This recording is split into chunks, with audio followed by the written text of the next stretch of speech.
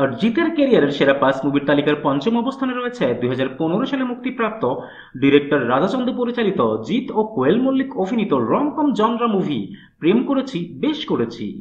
৪ কোটি রুপি বাজেটের এই মুভি বক্স অফিস থেকে নেট কালেকশন তুলে আনে ৭ কোটি রুপি।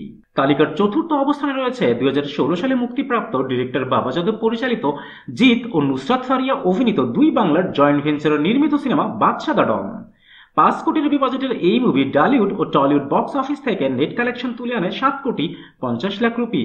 তালিকার তৃতীয় অবস্থানে রয়েছে ২০১২ সালে মুক্তিপ্রাপ্ত ডিরেক্টর রবি কিনাগি পরিচালিত জিৎ ও সায়ন্তিকা ব্যানার্জি অভিনীত আরও একটি রমকম জনরা মুভি আওয়ারা।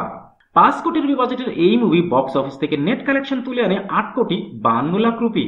তালিকার সেকেন্ড পজিশনে রয়েছে ২০০২ সালে মুক্তিপ্রাপ্ত ডিরেক্টর হরনাথ চক্রবর্তী পরিচালিত জিতের বাংলা ফিল্ম ইন্ডাস্ট্রির অভিষেক সিনেমা জিৎ ও প্রিয়াঙ্কা ত্রিবেদী অভিনীত ১০০% রোমান্টিক সিনেমা সাথী।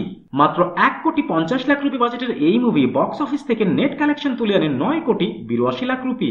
তালিকার নাম্বার ১ পজিশনে রয়েছে ২০১৭ সালে মুক্তিপ্রাপ্ত ডিরেক্টর বাবা যাদব পরিচালিত জিৎ শুভশ্রী গাঙ্গুলি ও নুসরাত ফারিয়া অভিনীত দুই বাংলার জয়েন্ট ভেঞ্চারে নির্মিত বস ব্যাক টু দ্য রুল বা বস 2। ৭ কোটি রুপি বাজেটের এই মুভি দুই বাংলার বক্স অফিস থেকে নেট কালেকশন তুলে আনে ১০ কোটি ৫০ লাখ রুপি।